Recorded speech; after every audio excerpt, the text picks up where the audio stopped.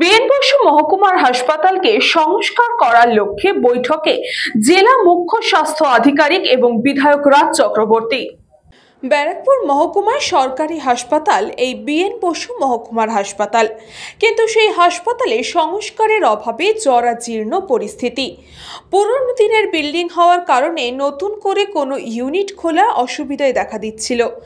এছাড়াও অত্যাধুনিক মেশিনের ব্যবহার বাড়ানো, বেড সংখ্যা বাড়ানো, এই একাধিক বিষয় নিয়ে আজ হাসপাতালের দায়িত্বে থাকা আধিকারিক, জেলা মুখ্য স্বাস্থ্য আধিকারিক এবং ব্যারাকপুর বিধানসভার বিধায়ক রাজ চক্রবর্তীকে সাথে নিয়ে একটি বৈঠক হয়।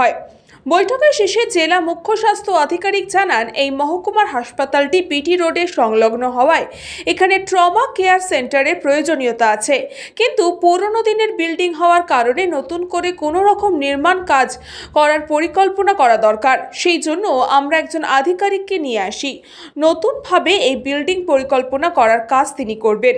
সেটা হচ্ছে এখানে কোনো নতুন ডিপার্টমেন্ট খোলা বা বেড বাড়াতে গেলে আমাদের একটা কনস্ট্রাকশন ওয়ার্ক করতেই হবে, কিন্তু সমস্যাটা হলো যে এখানে বিল্ডিং আর্কিটেকচারটা এত পুরনো আমলের মতো জিনিস দাঁড়িয়ে আছে, আমাদের খুব সমস্যা হচ্ছে। আর্কিটেকচার এসেও কিন্তু খুব বেশি কিছু উনি আমাদেরকে আলোর দিশা দেখাতে পারেননি। তা আমরা আবার অনুরোধ করব, হয়তো অন্য কেউ এসে যদি আমাকে দেখাতে পারেন। আর ল্যান্ডস্কেপিংটা স্যার যেটা চাইছেন, এখানে ধরুন একটা প্রচুর গাড়ির ভিড় হয়ে যায়, এখানটাতে ন্যাচারালি বাড়বেই এখানে। আর এইটার একটা বিরাট বড় বৈশিষ্ট্য হচ্ছে যে এই আমাদের হাসপাতালটাতে সব ধরনের মানুষজন আসেন আর কি, কোনো না কোনো কারণে আর কি। ধরুন ওয়েল টু ডু আসেন, আবার একেবারে গরিব ঘরেরও আসেন। স্যারের যেটা লক্ষ্য যে সবাইকে যাতে একটা আমরা পরিষেবা দিতে পারি। থার্ড যেটা আমাদের এখানে অসুবিধার জায়গা, যে আমরা এটাকে যেটা ট্রমা কেয়ারের জন্য স্যার বলেছেন ওপরে, ট্রমা কেয়ার একটু চিন্তাভাবনা, কারণ এটা যেহেতু হাইওয়ের উপরে বড় অ্যাক্সিডেন্ট হলে আমাদের এখানে ধরুন বিকেল 4টের পর এক্সরে হয় না, একজন মাত্র অর্থোপেডিক সার্জন, ন্যাচারালি ট্রমা কেসগুলোকে রেফার করে দিতে হয়। সেইটাতে যদি আমরা এখানটায় একটুখানি জায়গা কোনো রকমে বার করতে পারি, তাতে আমাদের ব্লাড ব্যাঙ্ক যেদিন খুব ভালো চলে, রক্তের অভাব নেই, রাউন্ড দ্য ক্লক যদি আমরা অর্থোপেডিক সার্জারি করতে পারি এবং এক্সরে করতে পারি।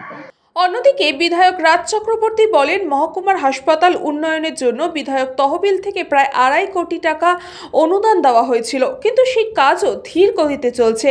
তাই সেই কাজের সময়সীমা বেঁধে দেওয়া হয়েছে এবং যত দ্রুত সম্ভব সেই কাজ শেষ করে এই মহকুমার হাসপাতালকে নতুনভাবে সংস্কার করে রোগী পরিষেবার কাজে লাগানোর চেষ্টা চালানো হচ্ছে। আর মেনলি যেটা অনেক দিন ধরে যে কাজটা চলছে, এখানে রিনোভেশনের কাজ চলছে, ফ্লোরিং অ্যান্ড তোমার সমস্ত কিছু যা রয়েছে আর কি, সেই কাজটা ভীষণ স্লো হচ্ছে। সেটা নিয়ে আমি একটু স্যারের সঙ্গে কথা বললাম, আমি এর আগে নিগম স্যারের সঙ্গে কথা বলেছি এটা নিয়ে। তো বেসিক্যালি প্রবলেমটা হচ্ছে যারা কাজটা পেয়েছে তাদের প্রবলেম, যারা কাজটা করছে তারা ভীষণ স্লো গতিতে এগোচ্ছে এবং দোষারোপ করছে যে ফ্লোরগুলো ভীষণ অকুপাই রয়েছে, তার জন্য করতে পারছি। এটা বাজে কথা। যদি আমি করতে চাই তাহলে আমি খুব ফাস্ট করতে পারবো। তো আমরা একটা টাইম লাইন ঠিক করলাম যে কত তাড়াতাড়ি এই কাজগুলো শেষ হতে পারে, কারণ এখানকার যারা গরিব মানুষ এবং প্রচুর মানুষজন আসে যারা খুব বিপদে পড়ে আসেন, এবং একটা ফ্লোর যেহেতু রেডি হয়েছে সেই ফ্লোরটা দেখে সবাই খুশি। এখানে বাথরুমের অবস্থা খুব খারাপ ছিল আগে, তো সেইগুলো দেখে অনেকে ভাবছে এটা নার্সিংহোমের মতো লাগছে। এখানকার গরিব মানুষজন যখন এই বিএন বোসের উপর ডিপেন্ড করে অনেকটা, সো আমাদের দায়িত্ব হচ্ছে যে মানুষের পরিষেবাটা আরও বেটার করা আর কি। সো যারা কাজের দায়িত্ব পেয়েছে, কন্ট্রাক্টর হোক, যারা পিডব্লিউডির লোকজন যারা রয়েছে, তাদেরকে আমরা রিকোয়েস্ট করলাম যে ইমিডিয়েটলি কাজটা শেষ করুন, কারণ আমি 2.5 কোটি 3 কোটি টাকার কাজ তো 2 বছর 4 বছর ধরে করতে পারি না।